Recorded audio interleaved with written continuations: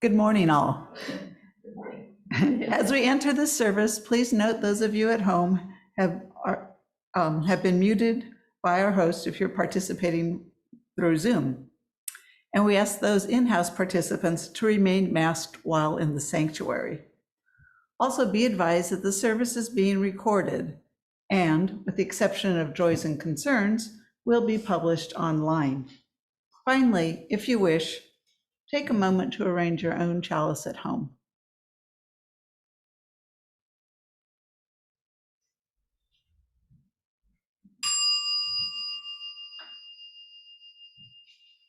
We welcome you. We know you come here for different reasons, to find a community, to seek your spiritual and personal truths, to question, to nurture your heart and soul, to be nurtured, to explore new ideas, to find comfort, and perhaps to find the answers to some of your bigger questions. We welcome you. We know you come from different backgrounds, different religions, different beliefs, and different places. We hope you will find comfort, connection, challenge, and love here. We hope you will find ways to provide outreach to others in our congregation, in our local community, and in our world community. These opening words are from Come Whoever You Are by Marilyn Falkowski. Sue Davis will now light the chalice here in the sanctuary. I invite you to light your own chalice at home and place it where it can be seen by all of us.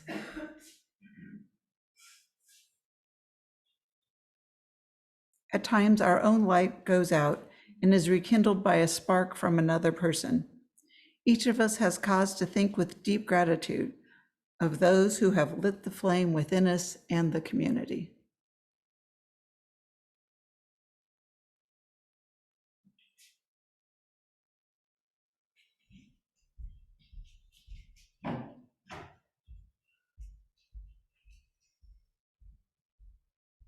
Before we sing the opening hymn, the first hymn, let me remind our remote participants to mute yourselves or leave yourselves muted, and our in-home participants, in-house participants, to remain masked.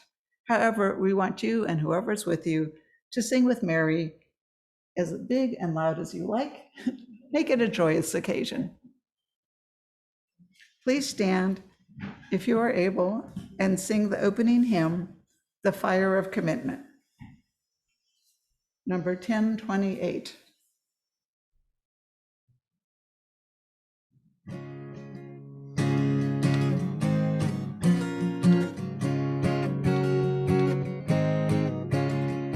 From the light of days, remember, burns a beacon bright and clear, guiding hands and hearts and spirits into faith set free from fear. When the fire of commitment sets our mind and soul ablaze, when our hunger and our passion meet to call us on our way, when we live with deep assurance of the flame that burns within, then our promise finds fulfillment and our future can begin.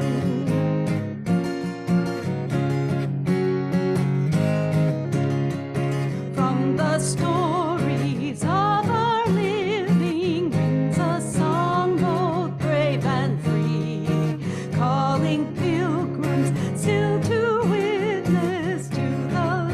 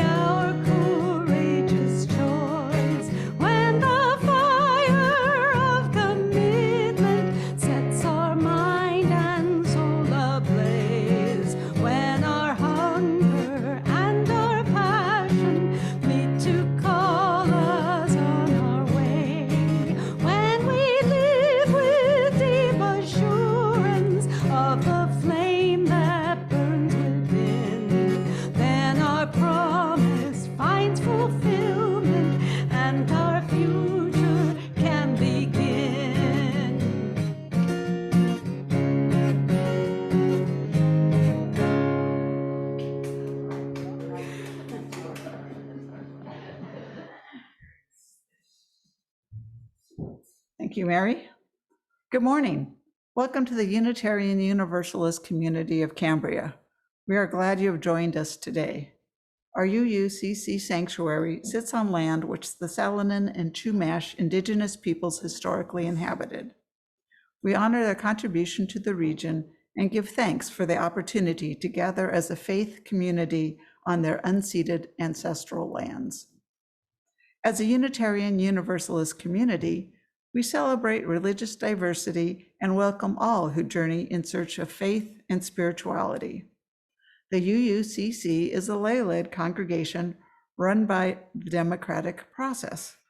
We invite speakers from different religious traditions and spiritual or scientific backgrounds to speak at our pulpit. We encourage presentations covering a wide variety of topics and areas of interest to our community that connect with the UU7 principles. Today's service centers around the first principle. We affirm and promote the inherent worth and dignity of every person. Reverence and respect for human nature is at the core of Unitarian Universalist faith. We believe that all the dimensions of our being carry the potential to do good. We celebrate the gifts of being human, our intelligence and capacity for observation and reason, our senses and ability to appreciate beauty, our creativity, our feelings and emotions. We cherish our bodies as well as our souls. We can use our gifts to offer love, to work for justice, to heal injury, to create pleasure for ourselves and others. My name is Nancy Tolan, and I am the worship associate today. I would like to extend a special welcome to today's guests and visitors. We are glad you have joined us. If you are not on the mailing list, please visit the UUCC website at www.uuccambria.org so that we can keep you informed about all of our activities. Please check out What's Happening, a weekly e-blast sent to all members and friends. This is a great way to keep up with the latest news in this community. And as a reminder, if you wish to see this or any other past Zoom service, recordings of these services can be found at the UUCC website and Facebook as well. The membership committee invites non-members to consider joining our community. Please contact Diane DeMarco or a person on the board if you are interested. Thank you. So again, good morning and welcome to everyone.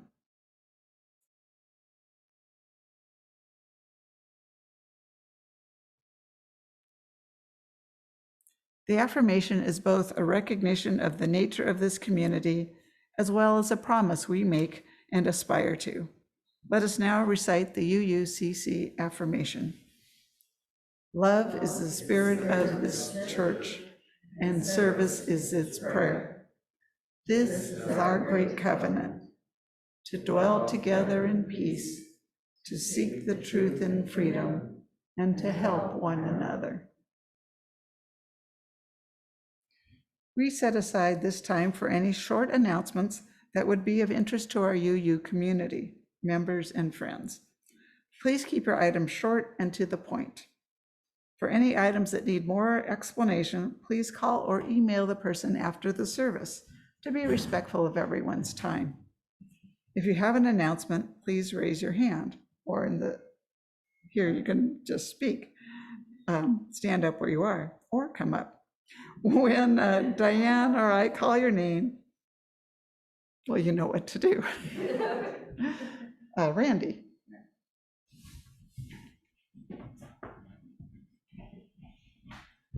This is the time. This Friday, we open the show, Wizard of Cambria's, as part of the Pine Dorado Follies, and tickets are going great. And so get your tickets early and come join the fun. Friday, Saturday, Sunday, next weekend, and the following weekend. So 2 weekends of sheer joy and excitement and thrills. So come and see the show. And then a quick other announcement, typically tomorrow would be our day for worship associate meeting. However, because of my show and everything else, I'm going to ask indulgence of the committee to postpone a week and meet on August 29th at 4 p.m. So mark that in your calendar, and I'll send that notice out. So, Board Subcommittee meeting, August 29th, 4 p.m. Thank you.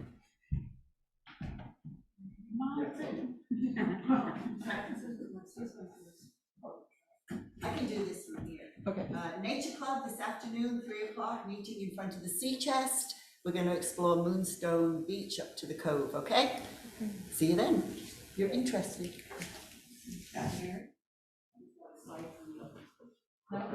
Yeah, and this is the last week for you to get tickets for the gathering in the garden it's a fundraiser for the Fiscalini Ranch Preserve. Ron Perry and myself.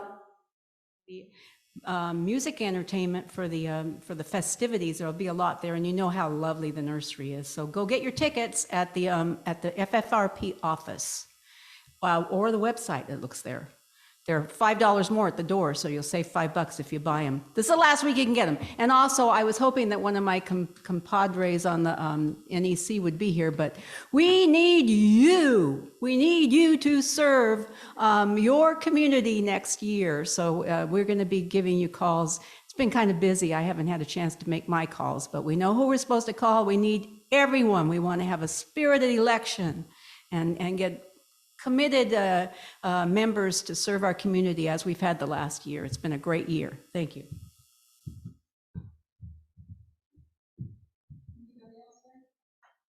Okay.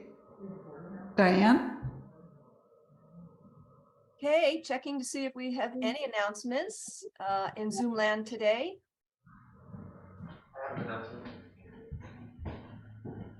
Good morning, everyone. I'm Andy Fagan, in this case, chair of the Religious Education Committee. And I want to announce an opportunity for any of us who are interested in the UU Wellspring program. The RE Committee will sponsor membership in the UU Wellspring program, which is a program deepening courses for Unitarian Universalists, spiritual deepening. Group members experience deep listening and spiritual reflection in small groups of about 10 or fewer, inspiring personal and community transformation. We can form a group within our congregation or join up with others across the country. The meetings can take place online.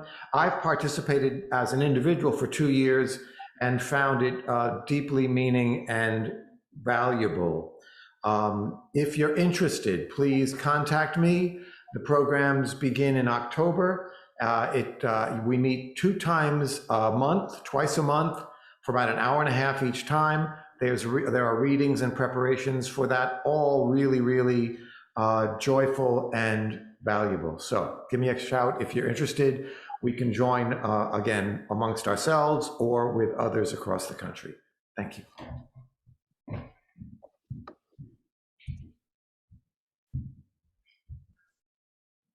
Okay, next week, Sue Davis will present Nature as Nurture by Reverend Margaret A. Beckman as our Summer Sermon by Others series concludes.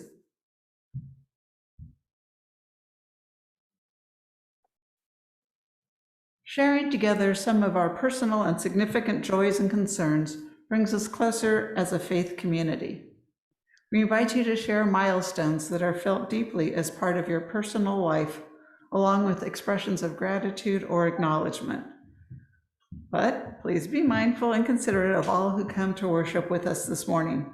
This is a time of community building. Out of order, the collective flames of these candles embody all the joys and sorrows which have gone unspoken today, but are also deeply felt in this community.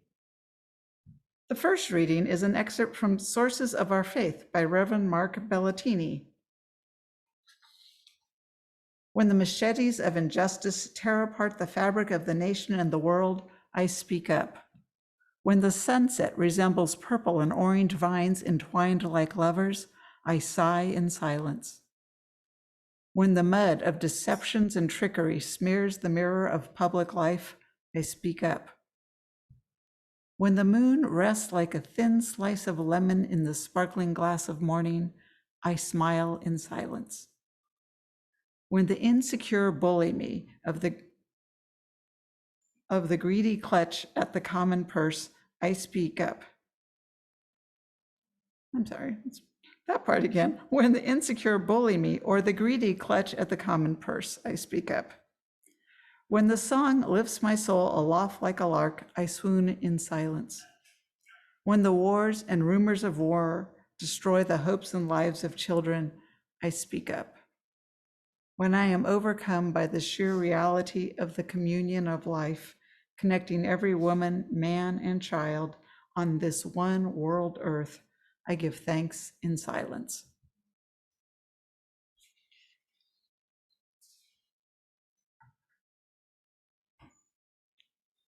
Let us now join in a time of meditation, of prayer and of silence. Let us seek the quiet and the calm, laying aside our struggles. And in the silence, may there be a reverence of our hearts, a thankfulness within our spirit, and a deepened understanding of the meaning of our lives. Let us enter the stillness.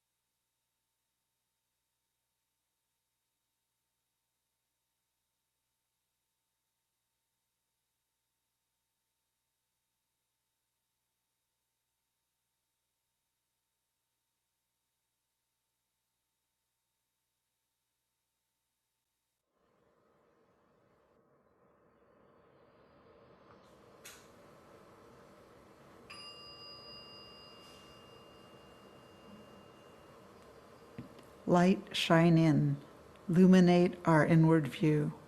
Help us to see with clarity. Shine bright and true so we may join our songs in new sounds that become full symphony.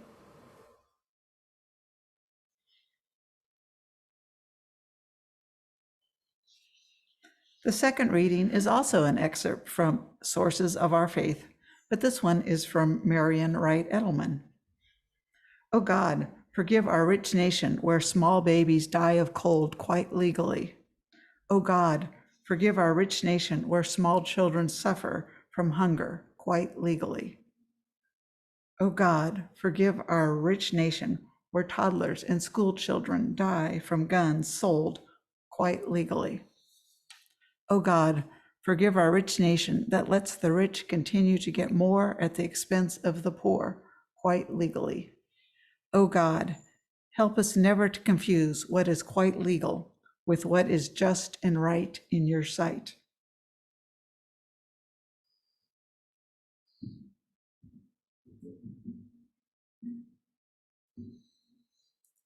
Please stand if you are able and sing When Our Heart is in a Holy Place, number 1008.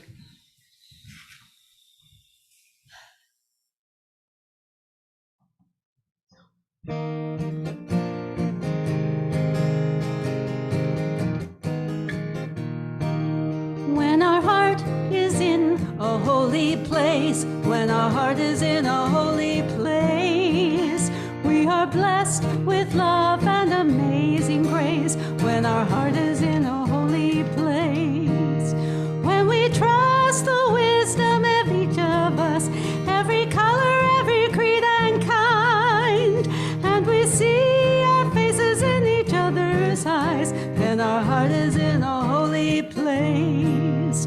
When our heart is in a holy place, when our heart is in a holy place, we are blessed with love and amazing grace. When our heart is in a holy place, when we tell our story from deep inside, and we listen with a loving mind, and we hear our voices in each other's words, then our heart is in a holy place. When our heart is in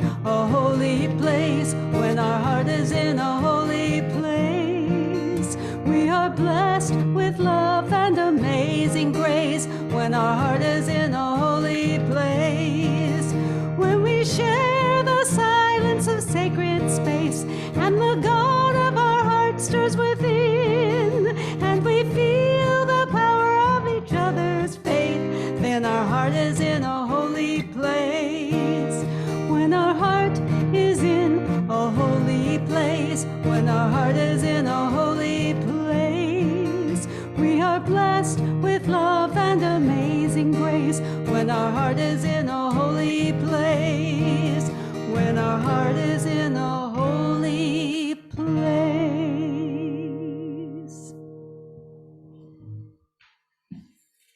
Thank you, Mary.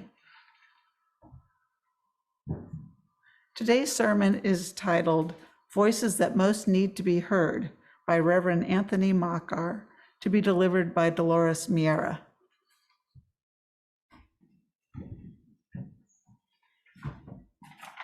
That's not Anthony. Thank you.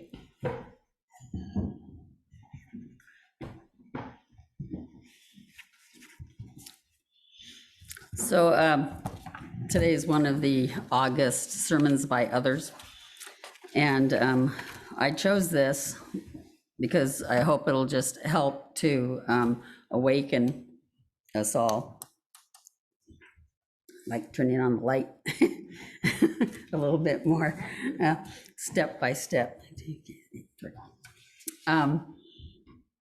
Each year, the UU Women's Federation invites UU religious professionals and lay people of all identities and genders to share their voices responding to the world around us by addressing a topic related to the UUWF's mission of advancing justice for those who identify as women and girls and promoting their spiritual growth.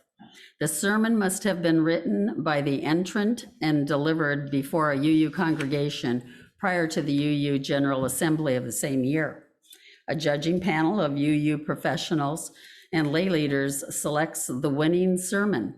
The author receives a cash award and is invited to share their sermon at the annual UUWF breakfast held the morning of one of the days at General Assembly. Reverend Anthony Maker, winner of the 2021 Sermon Award for his sermon, Voices That Most Need to Be Heard. Anthony grew up in Alberta, Canada. He's a former college professor of philosophy, and his lifelong passion is figure skating as a competitor and coach. Since 2019, he has been the senior minister of the West Shore Unitarian Universalist Church in Cleveland. Prior to that, he was the senior minister of the UU Congregation of Atlanta. Voices that most need to be heard. In 1975, a professor of English at Wellesley College published a book intending to articulate the female imagination at play in women's literature. Not one female person of color writer was mentioned. Alice Walker, for one, was distressed. How possibly could the Wellesley professor, a feminist by the name of Patricia Myers Spax, think that the voices of white middle-class women were representative of all women, of all colors and all classes and all other possible markers of identity? To devalue the voices of women of color like this is wrong. But Patricia Myers Spax and her supporters, one of them justified her exclusion of women of color authors by saying that she didn't want to theorize about women whose experiences were so different from hers. To this, Alice Walker said, Spax never lived in the 19th century Yorkshire, England, so why theorize about the Bronx? This is a great question. The life circumstances of the authors of such classics as Jane Eyre and Wuthering Heights are completely different from that of the 20th century American women. Yet, I guess since they all share whiteness, well, there is a reason why Alice Walker, just a couple of years later in 1983, would coin the term womanism and develop a corresponding theory and movement. It was past time. The feminism of the 19th and 20th centuries was really about the survival of white, relatively well-off women. Issues of race and class were ignored. But when you are a Black woman, your survival can't ignore any form of oppression, since practically every form is aimed at you all at once. From the very beginning of your life, the world is swinging at you from multiple directions, which gives the voices of women of color true profundity. We know how deeply oppression can cut. You know how sharp the hunger for healing and wholeness can be. You know firsthand how to stay resilient and feisty to thrive despite all. Your voice, which is the one most likely to be silenced, is the one that most needs to be heard. I so want our shared spiritual tradition of Unitarian Universalism to hear more and more of the voices of women of color, so our faith can better embody and enflesh the womanist spirit. You know, as I was thinking about Alice Walker and her outrage at discovering no women of color authors represented in that book by the feminist Wellesley professor, I couldn't help but connect the dots and see something completely analogous to how people of color, men and women alike, might find something vital missing when they read the book of Unitarian Universalist history. Where are the people of color? How can a religious tradition that preaches faith in the inherent worth and dignity of every person be so middle-class white? Reverend Mark Morrison Reed calls it the black hole in the white UU psyche. When there is a hole, you don't have true wholeness. The hole is a lack, a vacuum, an absence, a poverty. It's being schooled in ignorance about all that is not white middle class. It's being taught to be afraid to go beyond the information you already know and the people you already know. That is not freedom. That's unfreedom. We are needing to build a new way. We are needing to hear voices that we have never heard before. We are needing to fill the hole so that we can achieve wholeness. So we Unitarian Universalists want to hear these voices. They come from among us and they come from beyond us too. We hear Alice Walker when she speaks that word womanism and when she defines it. A womanist is a woman who loves another woman sexually and or non-sexually. She appreciates and prefers women's culture, women's emotional flexibility. She is committed to the survival and the wholeness of an entire people, male and female, not a separatist, except periodically for health. Loves the spirit, loves struggle, loves herself, regardless. Note especially the part where she says that the womanist is committed to the survival of an entire people. Some feminists have argued differently, saying that men are the enemy. But the womanist refuses to polarize like this. The womanist affirms women's relationships with men and health of the family and wants men to be well. How precious and necessary this moment when masculinity can take toxic forms again and again. It's a white male shooting up another school or attempting to overrun the Capitol. More about this at another time. For now, let's bring back to the beautiful voices of the womanists in this space and beyond, the commitment to survival and wholeness of all, starting with oneself. What might this look like? One of the members of our congregation has said, quote, "A womanist, I am compelled to resist that which tries to shrink me. I have learned to demand that others see me how I see myself, awoke, nuanced, and of course, whole." That is a revolutionary standpoint. You want to be whole, says this womanist. Know that there are so many systems out there that want to create you in their own image. Know this, read the signs of this, and then snatch yourself back from every one as best you can. Even the system of one's skin color, which is a system that racism imposes and which for people of color is felt inside as a painful double consciousness. Shedding my skin, says the womanist, did not imply that I rejected my blackness, but it did require me to be more than black. Being black could not be my most important feature. We are not merely the color of our skin or the tragedy of our pasts. It can't be, or we'll all miss this planet in all of its glory.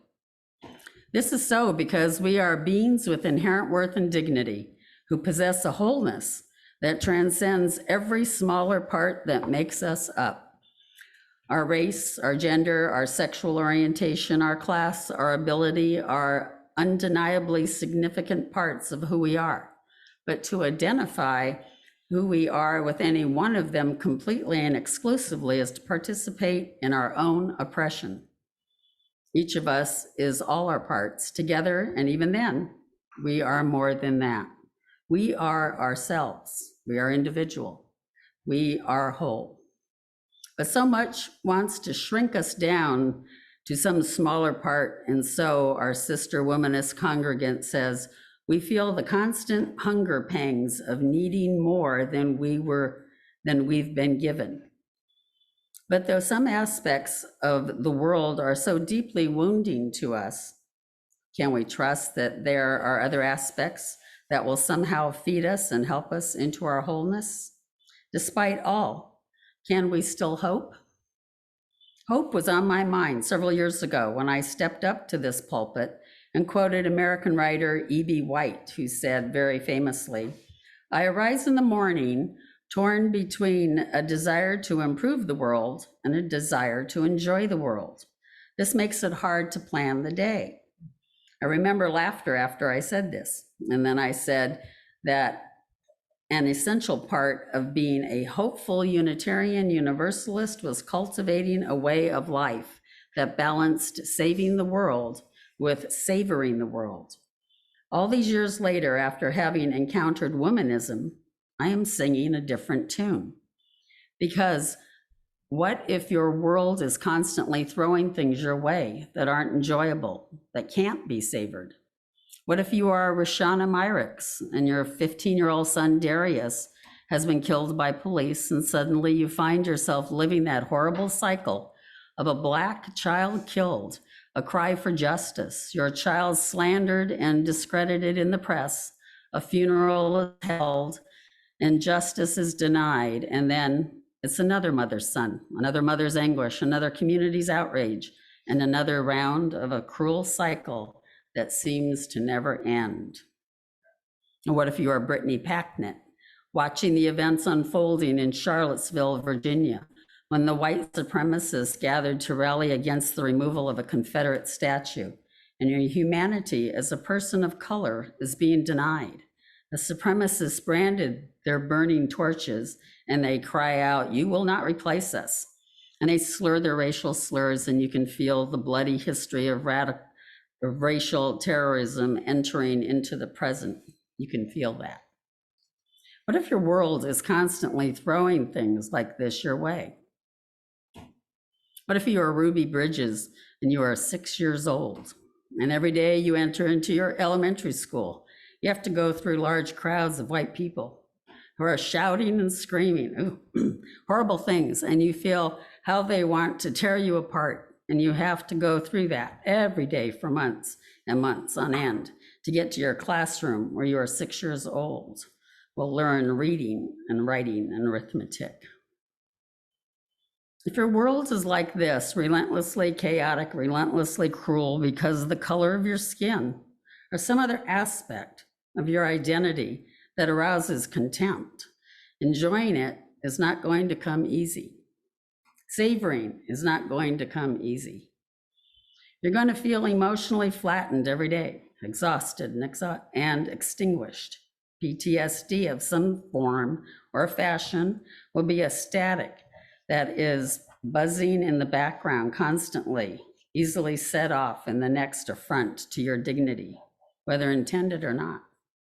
A recent book by Mary Frances Winters summarizes it so well in the book, Black Fatigue, How Racism Erodes the Mind, Body, and Spirit. So what happens when we get to the other part of E.B. White's equation, the saving the world part? despair is going to drain you dry. No passion, no energy available to improve anything. Downward spiral of despair. Unless we stop seeing savoring and saving as entirely different things. When they are seen entirely different things, then when you're savoring, that's all you're doing. And that's when you're saving. You're just saving, which explains all my talk several years ago about balancing them. But now, after encountering womanism, the different tune I'm singing is we have to stop seeing them as completely different. Don't balance them, blend them. That is how, despite all, there can still be hope. A beautiful womanist, Audre Lorde, says, caring for myself is not self-indulgence, it is self-preservation. And that's an act of political warfare. At her son Darius's funeral, when the organist played Jesus Is My Help, Roshana Myrick's cared for herself by dancing. Despite the lead weight of her sadness, she got up and she danced. Later, at the cemetery, when her son's bullet-ridden body was being lowered into the ground, they cranked up the stereo playing all his favorite songs, and everyone danced their hearts right out, and they could feel Darius there with them. And one witness to it all said, I witnessed the joy of a community that even in mourning knew that it had access to one of the most powerful tools of resistance to a system of state-sponsored violence and oppression that seeks to crush the joyful spirits of vibrant communities like these. And they drink water.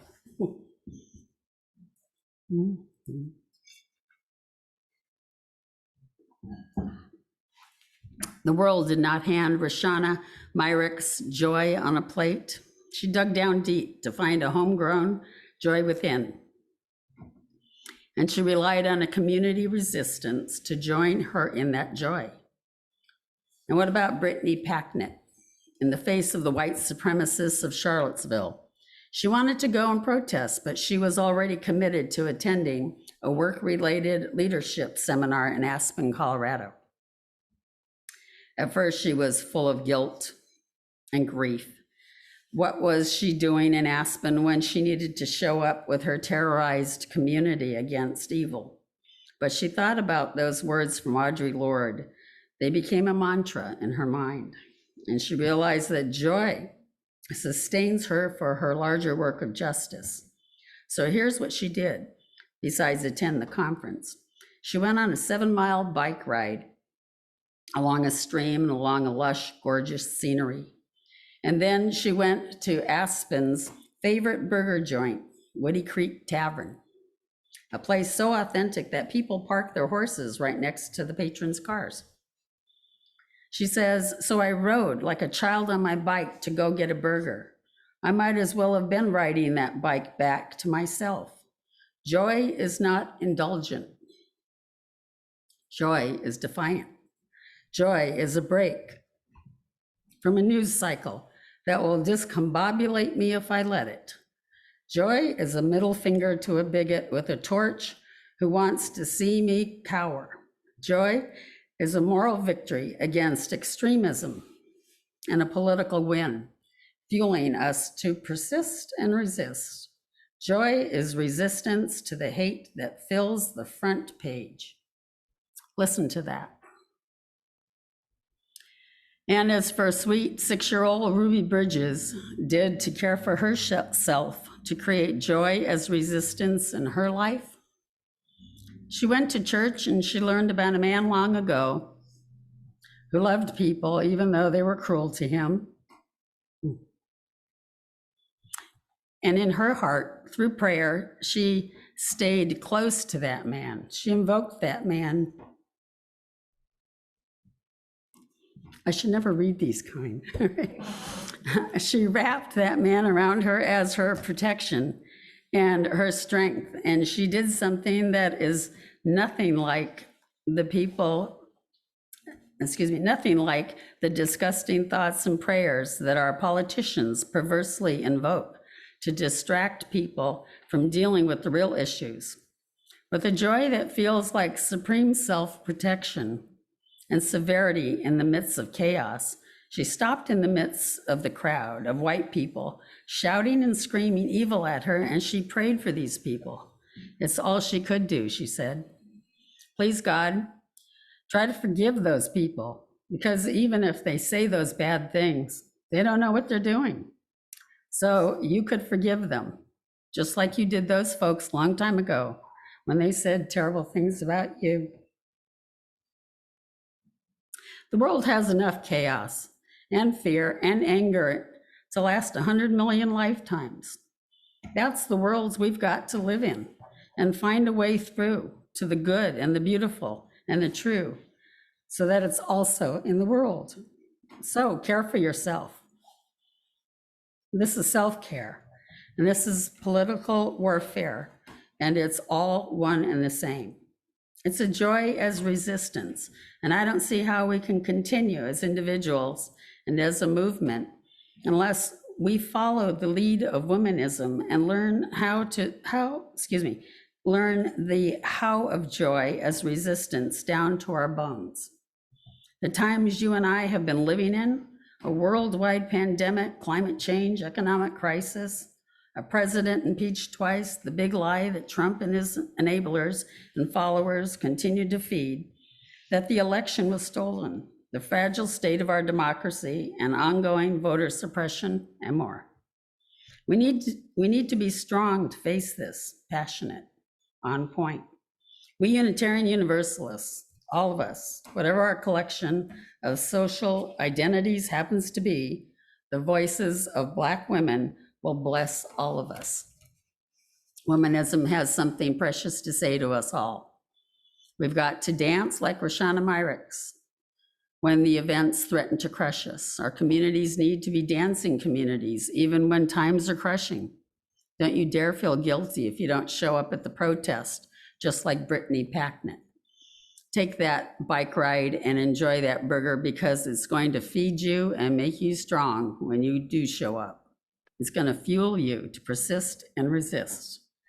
Let us find a way to stay close to religious heroes in all times and all lands.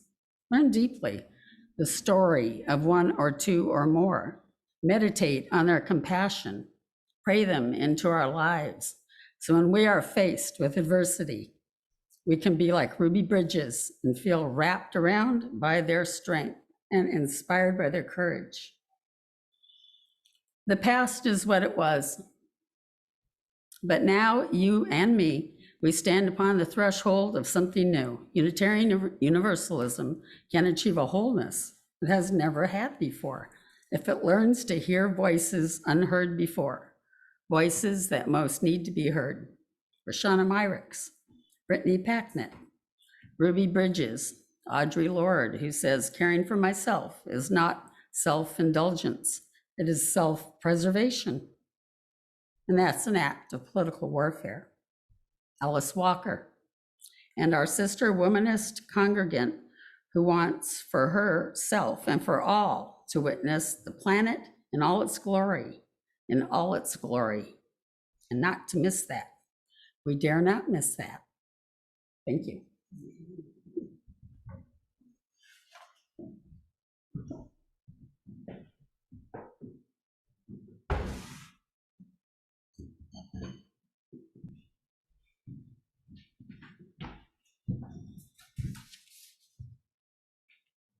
Thank you, Dolores. That was wonderful. Made me tear up a little too. This morning, the offering will now be given and received. Please remember, we are a self-sustaining congregation and provide all financial resources for our many ministries. We recognize the spiritual value of generosity and invite you to participate. If you are viewing this service remotely, please use one of the methods shown on the screen. Thank you.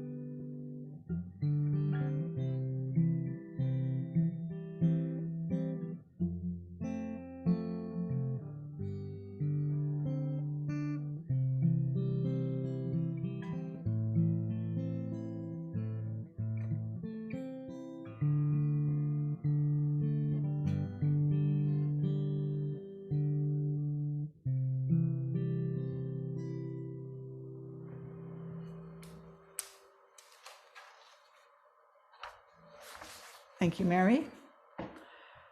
Our thanks for all the gifts given and received for the work of this community.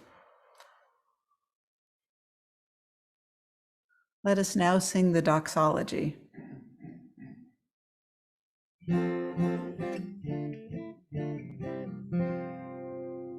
From all that dwell below the skies, let faith and hope with love arise. Let beauty, truth, and good be sung through every land, by every tongue.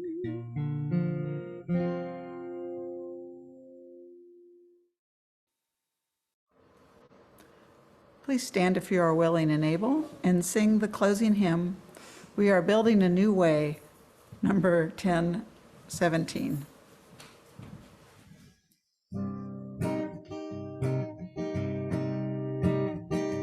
We are building a new way. We are building a new way. We are building a new way, feeling stronger every day. We are building a new way. We are working to be free. We are working to be free. We are working to be free. Hate and greed and jealousy. We are working to be free. We can feed our every need. We can feed our every need. We can feed our every need. Start with love, that is the seed. We can feed our every need. Peace and freedom is our cry. Peace and freedom is our cry. Peace and freedom is our cry. Without these, this world will die. Peace and freedom is our cry.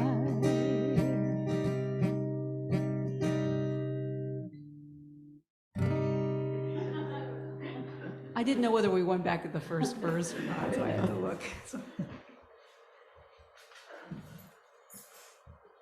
Let us now recite the valediction. We have basked in the warmth and beauty of this flame and this community. As the chalice flame is extinguished, let us carry its glow within. Let us kindle new sparks within these walls and beyond. Please extinguish your chalice at home now.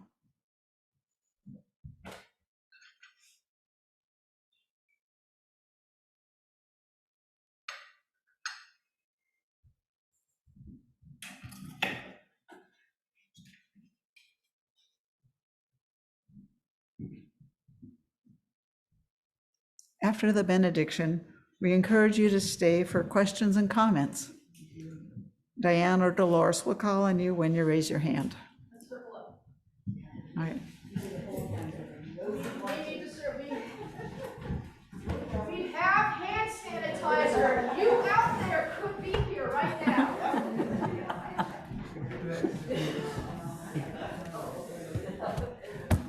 Go join, because you don't speak English. Two